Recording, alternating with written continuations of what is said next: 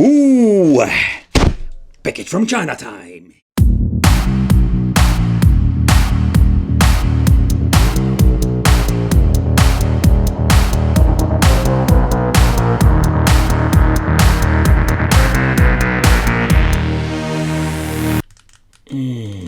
That is what I'm talking about.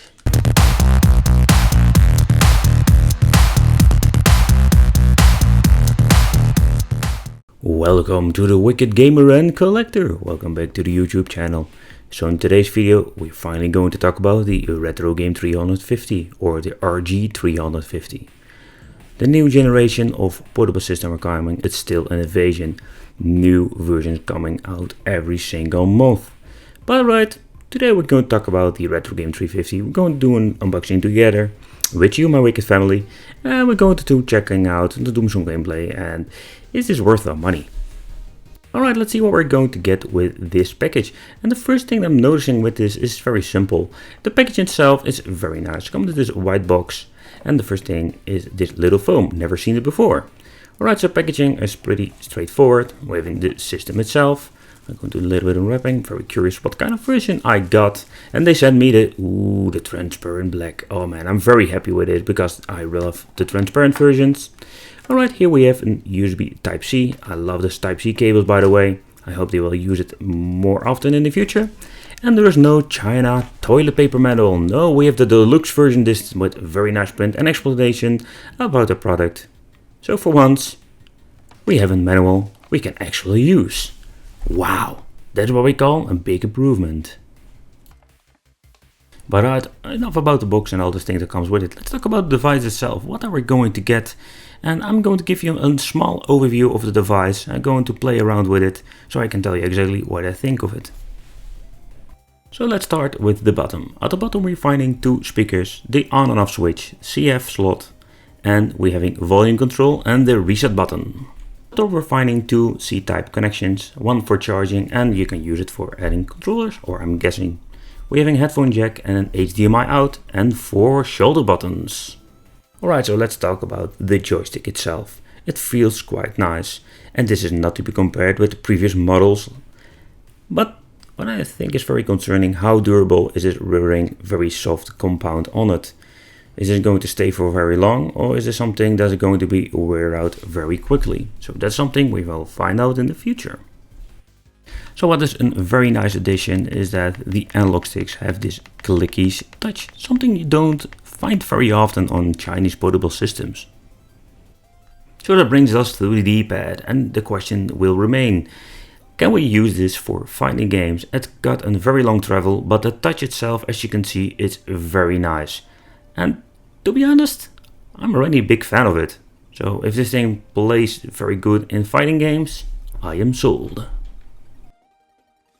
Alright, so let's talk about the overall quality and how comfortable it is. When holding it like this, I can feel that my fingers are in the perfect position for both shoulder buttons. So I think that is really convenient. The right joystick will be a little bit in the way, but that is something we need to live with. So an overall weight of the device is going to get from the battery that is inside. Alright, so because the thing is transparent, we can check it inside. So let's take a close look. As you can see, we have in this big mainboard like all the other models, but some small things like the joysticks have their own PCB board and are connected by a little ribbon cable. And the same goes for the right one. I'm going to give you a little overview so you can see that the two micro switches that are on the mainboard, these are for the shoulder buttons. Alright, so it's time for some nerdy talk, and let's talk about the specifications of the device. So this thing comes with a 3.5 inch LCD screen with a pixel of 320 by 240. The aspect ratio, that's something a lot of people will like, 4:3. It's a full view EPS screen with some tempered glass, or better said, super tempered glass. Alright, so the EPS screen looks beautiful, crisp, clear and a nice color. So the internal battery has 2500 milliamps that give you a playtime for around 6 hours. So the CPU is a GZ 4770 that is running on 1 GHz. It has a 512 MB DDR2 memory, 16 GB of internal storage that we can expand up to 64 GB. But if you look at all the specifications of the device, there are indeed some minor differences. And I'm not talking about the screen, I'm just basically talking about the pure specifications. If you look at the LDK and the Pocket Go, yes, this is an improvement in many ways, but it is not a huge improvement. But right, so what's with these other systems? Maybe already owning an LDK Pocket Go of both of them, or you're thinking of buying a system. But then the question, is this a good deal? Is this a big improvement over the other versions? But if you look at both of these systems, you cannot really compare them because they are from two different worlds. And why I'm doing saying this two different worlds is very simple. The RetroGame 350 is expensive than the LDK. The measurements are all different. They still have both great EPS screens, and the support both have OpenDingux. In other words, you can just do whatever you want with it. So I think if you compare these, it's more the question, what kind of system are you searching for? Yes, the LDK, if you're holding it in your hand, it feels less comfortable. It feels more cheap made, but this is what you're going to get for the money. But still, the LDK has a special place in my heart, and I still love this device and play it very often, even if I have the RetroGame 350. So let's talk about the system itself. And this page where you can find the applications, but I'm thinking if you just want to play games, you will not go to this page very often. You will visit the emulator page, for example.